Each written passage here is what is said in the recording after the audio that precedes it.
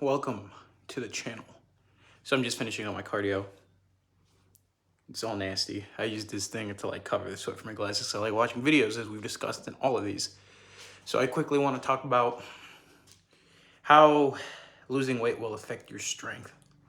There's a guy who literally went through this recently. If you scroll through the channel, my best lifts when I used to power lift were a 462 pound squat in competition, a 270 pound bench press in competition, a 480 pound deadlift in competition, and a 500 pound deadlift when I wasn't competing and I did that at home. My 500 pound deadlift was when I was at my biggest or at my fattest, whatever you want to describe it as, which was 225 pounds. My best squat, which was 462, was when I was weighing around 210 pounds. I water cut it for that meet down to 195. And honestly, because of the water cut, I wasn't 100% meet day. So I left a little bit in the tank just because my back was on fire and my kidneys were screaming. And my best bench was 270 and I missed the 285. Could have gotten 280. To this day, I'm salty. I decided to skip on what I was told to do and just go straight to 285 because I got greedy. Should have hit 280 and I would have gotten it, but that's spoiled milk. So here we're talking about losing weight and how it'll affect your gains.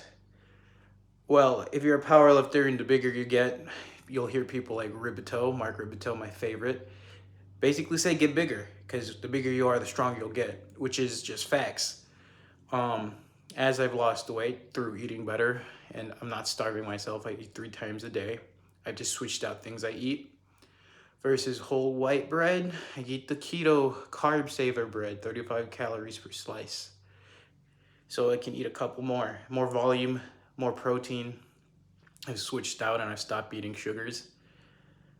So no sugar in my life. I substituted it all for Splenda, sweeteners, stevia. So that saves a couple hundred calories a day. And I stopped drinking anything outside of water and coffee. Coffee sweetened with stevia and maybe sugar-free milk.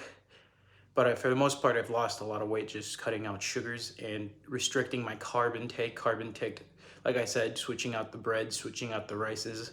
I went from white rice, brown rice, normal bread to whole wheat bread, to keto bread, even carb saver tortillas. And I eat the same thing every freaking day. It kind of has gotten lame, but I mean, I've eaten, for my work lunch, I always eat 2 sandwiches made obviously with the low calorie bread, lunch meats, which are actually pretty good in macros, pretty high in protein, low in calorie, and a slice of cheese because the cheese is decent macros and I actually like cheese, and some sandwich spread or some type of spread that's not that much.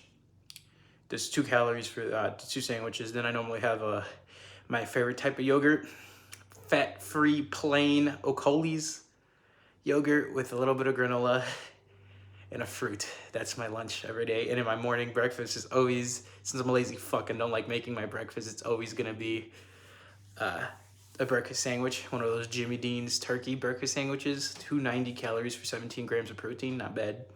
Or the whole wheat tortillas that you can find at Walmart. They're just microwave oven. Those are normally 230 calories with 11 grams of protein. I'll have 2 of those because I'm a fat fuck.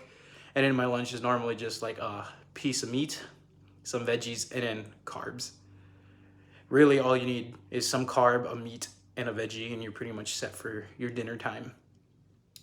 So going back to the strength, before I go to that, before that, 225 pounds, and today 185. I weighed in my last competition, officially at 83.7 kgs, which is I think 184.5 pounds. And currently I'm around that weight, if not still losing a little bit. So going back to the point, Jason Bloha right there,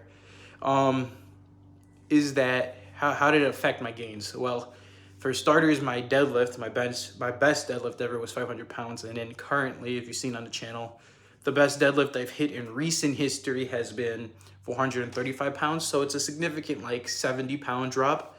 But the thing that people tend to forget is that I've also changed my training style. So it's not 100% accurate because I don't train deadlifts twice a week anymore. I don't work up to a heavy single. And I am not 100% on the down end of my deadlifts.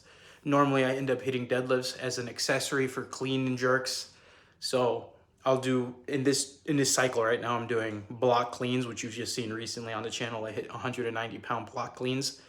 And then after I do my block clean sets and reps, I'll go to my deadlift. So I'm pre-fatigued. I am not hitting the deadlifts at 100% like I used to. They used to be a priority. It sort of sucks seeing the numbers go down, but based on how well block cleans go, the shittier deadlifts go. But in recent memory, my best deadlift has been 430 pounds. How about bench? Well, actually, bench has been the biggest to suffer. I won't lie. For starters, I don't train bench. You can kind of tell because of how small my chest is now. Very, very small. And how big my shoulders have gotten in comparison to my powerlifting days. For starters, you can see these fuckers with the lighting, they look decent. And you can see all the bruises. Nowadays, I'm really just training overhead work because it's Olympic lifts. You need to get good at that. I'm doing push presses, overhead presses, jerks, a bunch of other things. But no more bench. Bench once a week. Bench has got the shit, though. But what can you expect? As for squat, my front squat has gone... My back squat, my low bar back squat was 462, but I don't train it. I've only been training front squats. I haven't low bar squatted in about 7 months, although it's weird. I haven't tested it, but I can tell you right now, my high bar squat is nowhere near as good as my best low bar squat. And my best front squat to date is a 320 or 325 front squat, again, on the channel. But if I get into low bar position, it just feels so weird because I haven't done it in ages. So my back squat and my bench have gone to complete dog shit. My bench best set right now has been 200 for 5, which is a far cry from 225 plus for 5. And my best squat ever was a 405 by 5. My best front squat right now is what, 300 by 5 or 4? And the levers really get affected too. Not having that big belly does affect a lot. Having a big belly before helped me push and brace really hard on deadlifts and squats and even bench. Without that big belly, it's a lot harder. My belt's gotten looser and it's harder to brace. But overall, it's also, I don't want to leave this out, mainly because I haven't been training those movements. Granted, I did that because I kind of knew they were going to go down to begin with, but it's not a fair comparison. But that's just been my overall thoughts. Do I miss being strong as fuck? Yeah, I miss being able to deadlift 460 like nothing. Back in the 2022 days in March, December, and January, my deadlift exploded. It was one of the greatest feelings ever. Even when I pulled 500 pounds, I legitimately basically cried off camera because I was so happy, but I can't do that anymore. I do miss that. I miss deadlifting. Squats and bench, I don't miss bench for anything. I do kind of miss squats, but at the same time, working up to those high numbers was annoying. I'm kind of happy working with clean and jerks and snatches that are kind of instantaneously because the weights aren't ever that high. Anyways, that's all I gotta say. Peace.